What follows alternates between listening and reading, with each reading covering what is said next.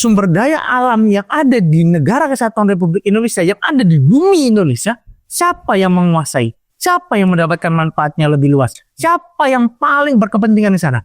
Kalau jawabannya bukan negara, prakteknya apakah Indonesia sekarang kapitalis? Data yang kalau kita baca bahwa Jepang itu adalah penyuplai hutang terbesar di dunia.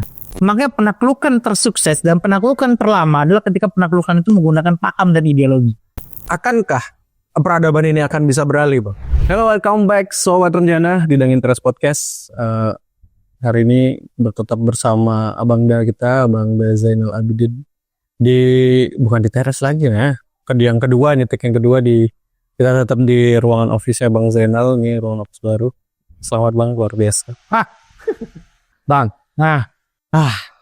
dengan melihat kondisi negara ini seperti ini, Bang. bos negara. Buat negara nih, tiba-tiba. Oke. Dengan kondisi negara yang seperti ini. Negara apa? Negara Zimbabwe? Negara Indonesia dong ya. Indonesia dong. Gak usah gitu. Nanti kayak set Wakanda Forever. Diperjelas sama. Terus.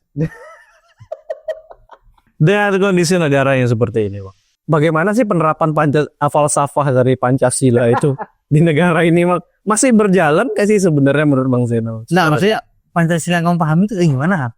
Ya kalau aku melihatnya kan ya itu ya dengan 5 poin itu dengan buruk 5 sila HAM.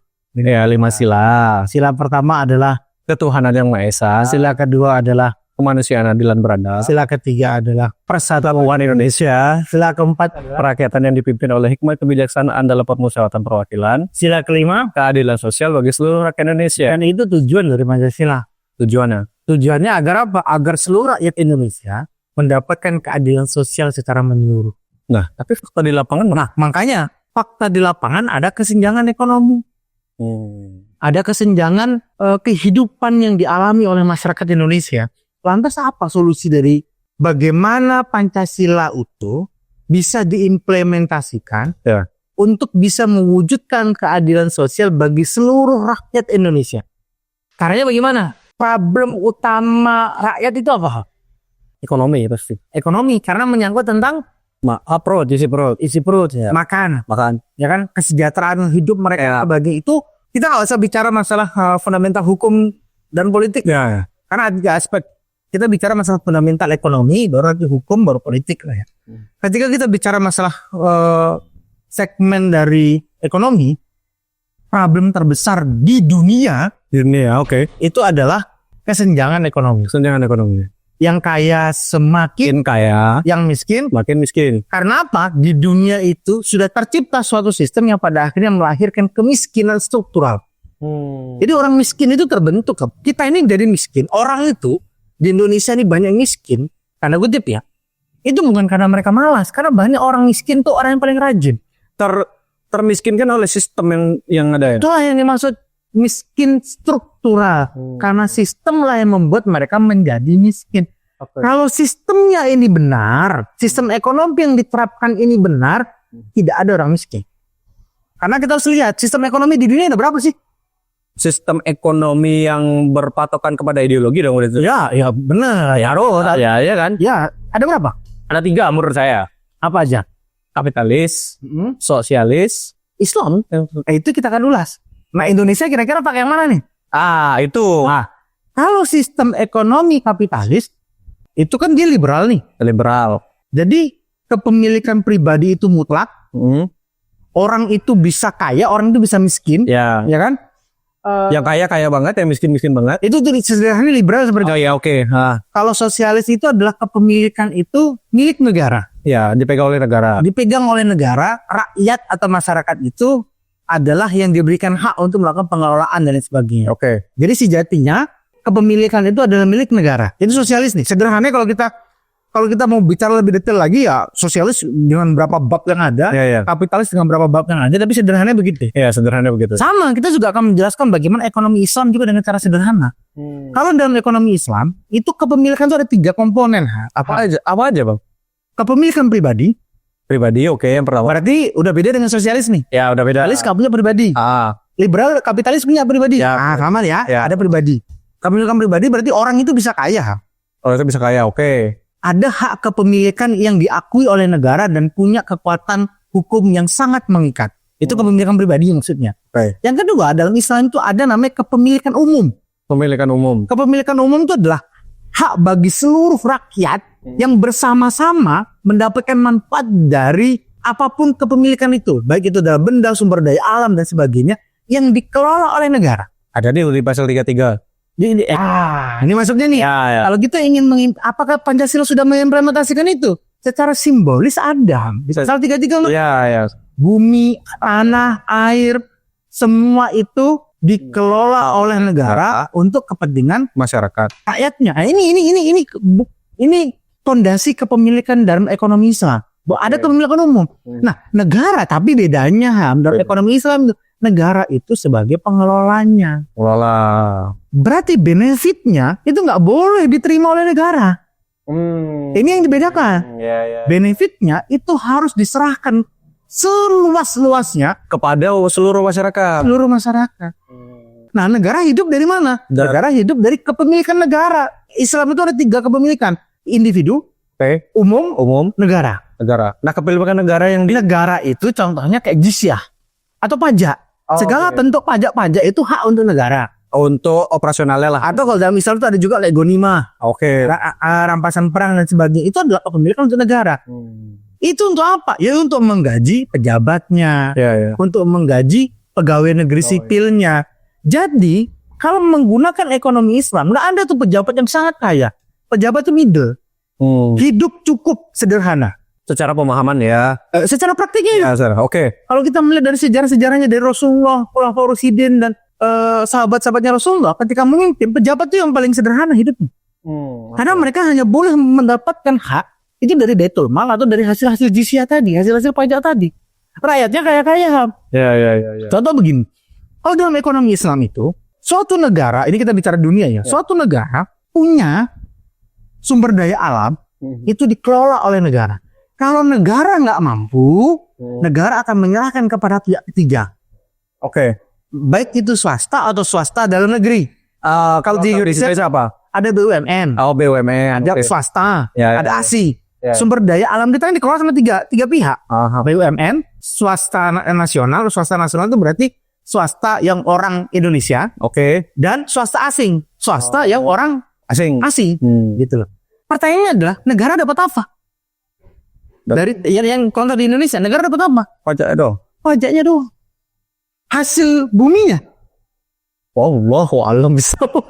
Kalau menggunakan ekonomi Islam, Oke. hasil buminya, untungnya itu untuk rakyat. Oke. Sebagai jaminan apa? Bayangin, kalau emas di Indonesia itu semua milik negara. Dalam hal ini adalah untuk kepentingan rakyat Indonesia. Freeport misalnya Freeport nih, Freeport. Kita sekarang 51% di Indonesia nih, bahasanya di situ ya. Tapi semua dia nih. Ya kan tambang, nikel, batu bara, Atau apapun lah itu. apapun itu Bentuk salah tambang nih. kepemilikan untuk umum. Contoh kayak gini. Dulu kan ada kisah ketika di zamannya Rasulullah ada sumur yang pada akhirnya Utsman disuruh beli itu loh. Oh ya, Ya karena memang sumber air itu untuk umum, nggak boleh. Inilah beda sama kapitalis. Kalau kapitalis itu boleh dimiliki pribadi. Dalam Islam nggak boleh. Kalau sosialis, Negara yang punya rakyat bisa pakai apa enggak? bisa make. Tapi kan negara kontrol, nggak ada kebebasan. Oh. Dalam Islam tuh ada kebebasan. Ada kontrol juga. Jadi keseimbangan itu ada. Check and balancing-nya juga jalan ya. Keseimbangannya itu ada. Kalau itu yang terjadi, nih solusinya. Apakah masih ada kesenjangan sosial? Apakah masih ada kesenjangan ekonomi? Harusnya tidak. Jawabannya enggak. Karena ketika kita menjadi pemimpin suatu negara, sumber daya alamnya adalah kita miliki, tapi Ya. bukan untuk pejabat. Dimiliki negara tapi bukan untuk pejabat. Dimiliki negara tapi bukan untuk gaji pejabat. Dimiliki negara tapi untuk bukan fasilitas pejabat. Dimiliki negara untuk kepentingan dan kemaslahatan rakyatnya. Jadi apa? Pendidikan gratis. Sampai S1, S2, S3. Esor cerah aku. Kesehatan dengan pelayanan maksimal dan premium gratis. Pendidikan gratis, kesehatan gratis, makan bergizi gratis. Wow, akan bergizi gratis. Iya dong. Iya, betul. Ketika sumber daya alam Diserap dengan baik. dikategorikan sebagai kepemilikan umum, jadi negara yang punya hak mengelola, tapi negara nggak boleh make untuk kepentingan pejabatnya. Ya. Jadi pejabat itu tadi bilang hanya bisa mendapatkan haknya dari apa? dari pajak, dari zakat pertanian tadi, dari pajak yang jizyah tadi, dari gonima atau dari pendapatan negara bukan pajak yang kategori pendapatan pajak itu diatur. Dan pengelolaan ini, jadi Menteri Keuangannya harus the best banget. Iya, harus the best tuh. Pemetaannya keren nggak? Iya dong, keren dong gue Mas. Pertanyaan adalah, apakah Pancasila menyerap dari situ? Nah, itu masih banyak perdebatan harusnya. Secara prinsip, Oke. dengan dia menyantumkan ketuhanan yang Maha Esa dan sila pertama. Setelah Dalam sebentar, oke. Sila pertama ketuhanan yang Maha Esa. Yang kedua, dalam proses untuk melaksanakan pemerintahan harus dilakukan dengan cara yang hikmah melalui musyawarah mufakat. Apa? Kerakyatan yang dipimpin. Nah, kan dipimpin. Pancasila nih. Rakyat itu dipimpin oleh siapa? Oleh orang yang punya hikmah. Oke. Hikmah ini kalau kita cari dalam Al-Quran itu jelas itu. Hikmah itu ditujukan kepada para nabi dan rasul, kepada orang-orang yang soleh. Orang ketika sudah dikatakan dia berhikmah, itu orang-orang udah negarawan banget, bos. Ulama umaro jadi satu negarawan. Ini kerakyatan yang dipimpin oleh negarawan yang memiliki kebijaksanaan. Itu pahamin ya, negarawan tuh kayak gitu. Iya. Dan dia dalam memutuskan suatu kepentingan publik melalui permusyawaratan Dan mufakat. itu Pancasila, bos. Ya, Makanya bisa terwujud yang namanya keadilan sosial bagi keadilan sosial bagi seluruh rakyat Indonesia. Jadi ketika ekonomi itu bisa dipetakan, kita tidak berkiblat dengan kapitalis. Prakteknya apakah Indonesia sekarang kapitalis? We don't know. Nah, itu dia. Jadi kita bisa nilai sendiri lah. Ya. Sekarang pertanyaan untuk menjawab itu, pertanyaan adalah sumber daya alam yang ada di negara kesatuan Republik Indonesia, yang ada di bumi Indonesia, siapa yang menguasai? Siapa yang mendapatkan manfaatnya lebih luas? Siapa yang paling berkepentingan di sana? Kalau jawabannya bukan negara, pasal. Ya. Karena seharusnya negara untuk kepentingan umum, bukan untuk kepentingan pejabat. Balik ke pasal 33 tadi kan, hari ini. Jika bersumpahnya atas undang-undang, kan begitu kan? Berarti idenya itu menggunakan ekonomi. Kalau kita berbicara ekonomi dengan 3 sistem aja ya, lebih condong kepada ekonomi Islam. Tapi kenapa tidak tercipta? Yaitu tadi ekonomi Islam dicampur dengan kapitalis. Nggak ketemu deh itu. Nggak ketemu. Jadi yang lebih kuat yang mana? Yang lebih kuat pasti itu lebih mempengaruhi. Bang, tapi gitu loh dalam Tapi nggak bahaya lah ini pembahasannya ya. Kan kita ada bagaimana yang kita bahas ini ya, Sobat Renjana, pengejauhan tahan dari nilai-nilai Pancasila. Iya, betul. Itu maksudnya. Nah, Bang, kan peradaban itu kan mengalami pasang surutnya. Nah, peradaban Persia, Romawi, peradaban Islam dengan segala macam ya. Dengan tadi yang kita sebutkan ada 3 ideologi. Oke, ya, 3 ideologi kan. Yang hari ini kita rasakan di sistem demokrasi gitu. Ini udah, kita bukan ngomong Indonesia loh ya, tapi di dunia loh ya. Ini udah mulai pada beberapa dalam catatan kita pun itu beberapa masyarakat udah mulai muak nih dengan sistem ini. Nah, menurut Bang Zainal, negara dikdaya saat ini yang kita kenal kan tanda kutip ya. Untuk sementara itu Amerika Serikat kan. Amerika Serikat, Inggris, Prancis, Rusia, ya posisinya lah ya, dikuasa lah. Kok Cina masuk? Cina masuk negara kelima dikuasa. Oh, dari mana dikuasa? Ya. Nah, apakah atau akankah peradaban ini akan bisa beralih, Bang? Oh, kita nggak gini. Kita tidak ngomong Islam dulu ya. Kita tidak ngomong Islam dulu ya. Kita garis bawain. Kita tidak ngomong Islam dulu. Sebelum nanti kita akhirnya masuk sana. Dari negara-negara ini, sampel-sampel negara-negara dikdaya ini, apakah akan mungkin sistem ini akan berubah? Berarti gini, kalau kita bicara seperti itu, kita harus bicara tentang sejarah peradaban dunia. Ya. Sejarah peradaban dunia tercatat secara resmi, ya ini bisa diperdebatkan ya. Dimulai dari kehidupan modern pertama, yaitu di Mesopotamia. Oke lah ya, dari Mesopotamia, jadi Babilonia, kita melihat ada Namrud di situ, ada Ibrahim, habis itu Assyria, ya kan ada Nebukadnezar. Oh ya, oke. Habis itu lahir Imperium Persia dengan Cyrusnya. Habis itu Imperium Roma dengan kekaisarannya. Ya kan, dari Imperius Roma tepatnya jadi Roma Barat dan Bizantium. Habis itu lahir peradaban Islam dari zamannya Rasulullah sampai Turki Utsmani. sampai pada akhirnya terjadi Perang Dunia Pertama melahirkan negara dikdaya. Pada saat itu penguasa dunia Inggris. Habis itu Perang Dunia Kedua melahirkan negara dikdaya yang sampai saat ini menguasai dunia, yaitu namanya Amerika. Ini kan peradaban dunia yang terus berubah. Kalau pertanyaanmu apakah berubah? Jawabannya iyalah. Kalau kita bicara mengenai catatan sejarah, pasti masalah waktu aja. Persia, siapa yang nyangka Persia akan runtuh sebesar, sekuat, sedikdaya itu? Ada, bos. Persia tuh 1000 tahun. Ketika orang membicarakan kejayaan Persia pasti akan runtuh di tahun 200, orang nggak mungkin percaya dong. Iya dong. Iya. Di tahun 300 nggak mungkin percaya dong. Ketika Persia baru berkuasa 300 tahun, 400 tahun, 500 tahun. Ketika kita bicara apakah kejayaan Persia ini akan runtuh, nggak mungkin ada orang bilang akan runtuh. Tapi sejarah mengatakan apa? Runtuh. Imperium Roma dengan kedikdayaannya, dengan banyak filosofnya, banyak ekonominya dan sebagainya, runtuh juga. Kejayaan Islam yang orang bilang bahwa lahir di abad ke-10, banyak ilmuannya. Ya kan, penyair-penyairnya kuat, ekonominya kuat, tata negaranya bagus sebagainya, runtuh pula. Lahir negara di dunia ketiga sekarang ini yang dikomandoi oleh Amerika dengan sistem demokrasi yang sangat kuat di dunia ini, apakah akan runtuh? Jawabannya akan. Tinggal tunggu waktu aja. Karena begini, kuncinya begini, Ham. Setiap ideologi, setiap peradaban, setiap zaman itu punya hak imun yang untuk membuat zaman, peradaban, ideologi dan sistemnya itu kuat. Tapi kalau imunnya diserang, peradaban, ideologi, sistemnya Habis juga. runtuh. Kalau manusia udah kena autoimun, udah selesai udah. Ya, betul. Ideologi, paham, zaman, peradaban ketika kena imunnya selesai. Jadi makanya kita harus cari tahu bagaimana Persia dulu runtuh, bagaimana Romawi dulu runtuh, bagaimana kejayaan Islam dulu runtuh. Gitu.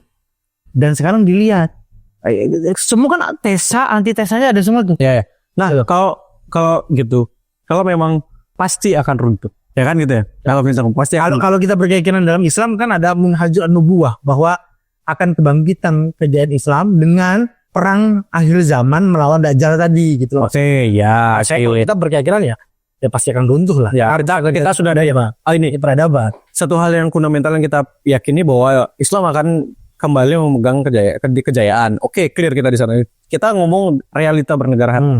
Misal nih, Amerika runtuh dengan segala sistem demokrasinya. Siapa yang bisa menjawab peradaban itu menurut masih ulang-ulang Amerika? Misalnya Amerika runtuh dengan sistem demokrasi yang kita jalankan sampai hari ini. Siapa kira-kira negara dikdaya selanjutnya yang bisa memegang atau enggak peradaban selanjutnya menurut Bang Zainal secara sampel? Ini pendapat pribadi ya? Iya, pendapat pribadi. Hipotesa pribadi. Sekarang lihat begini. Kekuatan besar Amerika ditopang dengan sekutunya. Ada Inggris, ada Prancis yang sebagai negara-negara dikuasa juga. Ya. Kita juga harus melihat ada kekuatan-kekuatan baru yang sedang berkembang. Ada Rusia, ada Cina. Dan ada suatu peradaban yang stabil kekuatannya, dan hanya tinggal menunggu waktu untuk negara tersebut bisa masuk sebagai penguasa dunia, atau sebagai penyeimbang dunia, atau sebagai kunci ketika terjadi konflik dunia. Siapa? Pendapatnya ada dua, Ham. Yang satu adalah Jepang. Kita melihat Jepang. Yang satu adalah negara yang ada di Timur Tengah. Suriah? Timur Tengah. Jadi selesai. Kita nggak akan bahas entah itu Jazirah Arab atau Bumi Syam. Tapi intinya Timur Tengah ya. Tengah. Tapi dalam konteksnya, kalau dalam kalkulasi data, paling kuat Jepang. Kenapa Jepang? Data yang kalau kita baca bahwa Jepang itu adalah penyuplai hutang terbesar di dunia. Banyak negara-negara yang punya hutang sama Jepang yang bunganya cukup rendah. Itu cara Jepang untuk mengunci koalisi negara. Ingat nggak ya bahwa bukan problem. Sekali lagi bukan problem. Kondisi kita saat ini adalah terotak dalam yang namanya stage, yang namanya negara. Ya. Jadi semua orang itu pasti punya negara. Semua orang itu pasti terkotak-kotakan dalam negara. Untuk kita bisa menguasai dunia, kita juga harus menguasai jejaring negara. Nah, Jepang melakukan itu. Dan jangan salah, Cina dan Rusia juga melakukan itu dengan dia buat BRICS dan sebagainya. Dan selalu ada Jepang. Kita juga harus melihat ketika peradaban Barat itu sudah mulai goyah, penguatan, ya ASEAN ini menjadi poros, bos. Ya. ASEAN ini menjadi poros. Ketika menjadi kekuatan baru, ya akan lahir satu negara yang sangat adikuasa baru, peradaban yang baru, penguasa dunia baru. Tapi dengan sistem yang sudah diatur, demokrasi tadi, kalau untuk menguasai mutlak dalam hal konteks dulu kan penguasaan mutlak rata-rata monarki semua ya. Iya betul. Semua cuma hari ini aja nggak ada monarki. Iya benar. Apakah akan kembali lagi kepada monarki? Jangan-jangan kekaisaran Tang gitu. Ya atau kekaisaran Kekaisaran di Cina atau kekaisaran di Jepang. Ya. Ketika itu menerapkan monarki, berarti dia harus mengganti sistem demokrasi dunia. Baru bisa. Harus menyerang imunnya demokrasi. Tapi kalau misalnya tidak kekaisaran tapi adalah yang menjawab adalah sosialis, menurut Bang Zainal gimana? Ya, itu. Jadi gini Ham, jangan salah ya. Menguasai dunia itu nggak bisa dengan cara kasar. Iya betul, pasti. Menguasai dunia itu dengan cara paham. Berkali-kali peradaban itu mencoba menguasai dunia dengan cara kasar, selalu tidak bertahan lama. Ketika dia menaklukkannya dengan perang, dia bisa. Tapi apakah bisa lama? Enggak, belum tentu. Ketika generasi itu hilang, tumbuh generasi baru, dan generasi baru itu punya kesadaran kolektif yang kuat, Akan melahirkan dendam. Jika bukan di generasi itu yang untuk melakukan revolusi, di generasi selanjutnya terjadi revolusi. Makanya penaklukan tersukses dan penaklukan terlama adalah ketika penaklukan itu menggunakan paham dan ideologi. Oke. Iya dong. Iya. Jadi kalau dipaksakan, ya itu tadi, kalau dipaksakan dengan senjata sulit. Paham? Makanya kalau kamu bilang apakah bisa dengan penguasa dengan sosialis, jawabannya sulit. Apakah paham sosialis akan diterima di seluruh negara di dunia? Nah itu pertanyaannya. Tapi bibit itu ada, makanya beberapa negara takut dengan aliran kiri. Ya. Ini ya, banyak pemuda di seluruh dunia, bukan hanya Indonesia. Kalau versi data para aktivis demokrasi ya, yang sudah terpapar sosialis, komunis, sosialis, marxis, sosialis dan sebagainya lah. Karena memang dengan cara seperti itulah baru mereka bisa. Tapi ingat, sosialis ini bertentangan dengan kapitalis. Ya. Sosialis pula bertentangan dengan Islam. Sebagaimana kapitalis juga bertentangan dengan Islam. Iya. Anggap aja kalau dari 3 unsur dari kapitalis, ada 1 unsur yang bisa diterima Islam. Ya. Ada 3 unsur dari sosialis, ada 1 unsur yang diterima Islam. Sama seperti sebaliknya juga seperti itu. Makanya ya akhirnya di dunia ini sejatinya apa? Perang ideologi. Negara itu mencoba menguasai dunia, kan dia menyebarkan paham ideologinya. Sebagaimana Amerika dia berkuasa dunia, dia pingin demokrasi itu diterapkan di seluruh dunia. Sama ketika Imperium Romawi juga pingin ya paham Imperium Roma itu yang diterapkan di seluruh dunia. Dan imperium-imperium yang lainnya. Karena makna kemenangan itu seperti itu. Orang itu mengikuti apa yang kita mau.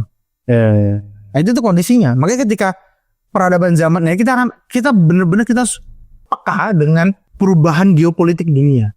Tapi kalau misalnya dalam posisi Indonesia yang sebagai negara non-blok kan ya, negara non-blok. Nah, itu kira-kira menurut Bang Zainal, pendapat pribadi, sulitkah ketika sosialis itu masuk? Oh sulit. Tapi bisa. Oke. Lebih mudah Islam. Ya. Tapi ada potensi. Contoh begini ya. Maksudnya gini, potensi ini contohnya. tidak seni bangunan gitu. Apakah sosialis itu bisa berjaya di Indonesia? Jawabannya hampir bisa. Karena hampir pernah berjaya. Dengan sosial komunisnya. Partai Sosialis Indonesia pertama, PSI pertama, bukan PSI Gajah ya. Oh, oke. PSI pertama. Kan ada Partai Sosialis Indonesia pertama. Oke. Ya, di zamannya awal-awal kemerdekaan itu. Habis itu bertransformasi menjadi Partai Sosialis Komunis. Menjadi pemenang pemilu ketiga. Oke. Itu kan menunjukkan bahwa paham masyarakat Indonesia itu tidak jauh. Maksudnya itu orang itu mau berpaham dan mau berideologi itu karena mereka merasakan HAM. Oh, berarti nilai sosialis itu lebih dekat kepada mereka. Makanya Oke. Paham nggak? Paham. Kenapa buruh, tani, ya itu lebih pro dengan sosialis karena kenapa? Mereka yang mendapatkan dampak dari kesenjangan ekonomi tadi. Kalau ini menjadi sosialis, mereka nge-store sama orang-orang gedongan. Ya. Lebih masuk kan ke mereka? Ya betul. Itu dia. Tapi akan dihalau dengan para oligarki dan orang-orang kaya, orang-orang gedongan kan. Mereka lebih nyaman dengan kapitalis. Karena ketika dengan ada kapitalis, mereka bisa melanggengkan kekuasaan dan kekayaan mereka sampai ke anak cucu mereka. Dan dia bisa kontrol. Tapi kalau itu sosialis mereka kan hilang gitu. Iya betul. Itu tuh pertarungannya. Makanya ada jalan tengahnya. Itu bilang tadi ekonomi terus dibagi dengan 3 hak kepemilikan tadi gitu loh. Oke ya. Masuk nggak? Masuk. Ya kan? Iya. Jadi kalau tanya kenapa sempat nggak berjaya, ya itu dia karena sosialis itu kaum proletar itu kaum bawah itu melawan kaum atas. Siapa yang menang? Sebanyak-baiknya kaum bawah karena tipe masyarakat dunia ya, salah satunya mungkin Indonesia, banyak orang-orang yang bisa menjadi londo iren. Yang paling berbahaya dalam suatu pergerakan itu satu, Bang. Apa? Orang munafik. Pengkhianat. Ya londo ireng tadi. Ya. Itu kondisinya. Oke. Paham kan? Ya. Cukup berat, memang harus sangat berhati-hati ketika membahas itu. Ya. Tapi terkait masalah demokrasi tadi, siapa? Sokrates yang bilang ya bahwa Iya, Sokrates. demokrasi itu sistem yang buruk kalau SDM-nya buruk. Sokrates ya, bukan Genal yang bilang. Demokrasi akan menjadi bagus, akan menjadi ideal kalau rakyatnya SDM-nya tinggi. Oke. Karena sebaik-baiknya demokrasi adalah ketika demokrasi yang masih ada nilai aristokrasinya. Jadi demokrasi masih ada tuh kepemimpinan yang bersifat sedikit monarki tadi. Oh, budaya. Kayak tadi. Ya. Apakah demokrasi dan aristokrasi ini lebih condong kepada sistem dari 3 ideologi? Dia lebih masuk kapitalis, sosialis, atau Islam sih? Ya. Bisa jadi mungkin lebih condong kepada Islam tadi. Demokrasi itu kan sederhananya ditafsirkannya apa sih? Segala sesuatu ada keterwakilannya. Di dalam Islam ada itu, suro itu ada. Oke. Tapi ada juga nih pemimpin tertinggi itu ada. Nah ini memang harus kita lihat. Ya, ini terlalu harus banyak gini ya. Harus banyak. Harus banyak. Dan lagi satu, Indonesia itu sudah cukup sering berganti-ganti sistem. Dari sistem apa aja? Ada demokrasi terpimpin. Oke. Ada parlementer. Ya kan? Ada presidensial. Oke. Kan Indonesia sudah pernah mencoba tuh. Ya. Yang lebih cocok yang mana? Jadi kita jangan terlalu tabu juga. Kalau memang ini nggak cocok, kita coba cari. Ganti yang lain gitu. Maksudnya kita cari yang terbaik seperti apa. Iya. Kalau dalam konteks ini nih, biar kita aman berdua, ya implementasi dalam pengejawantahan nilai-nilai Pancasila itu tadilah. Karena nilai luhurnya kan menciptakan atau mewujudkannya keadilan sosial bagi seluruh Indonesia. Oke. Pas finalnya. Kunci pertama untuk mewujudkan keadilan sosial itu adalah bertuhan. Setelah kita bertuhan, kita punya rasa kemanusiaan dan kita punya sifat yang adil. Ketika seperti itu, barulah kita bisa mewujudkan suatu persatuan dalam suatu bangsa. Ketika bangsa ini sudah berukhuwah, bersatu, harus dipimpin dengan pemimpin yang memiliki hikmah. Siapa? Ini negarawan tadi. Negarawan yang memiliki hikmah dan kebijaksanaan dan diselesaikan dalam permusyawaratan. Jadi harus ada dewan syuro-nya. Barulah bisa mewujudkan. Barulah bisa terwujudnya keadilan sosial bagi seluruh rakyat Indonesia. Sehingga kesenjangan ekonomi, kesenjangan sosial, bobroknya hukum, bobroknya politik itu menjadi nihil. Luar biasa. Kalau diimplementasikan dengan baik. Kita ketemu lagi di Suara Rencana kita selanjutnya. See you.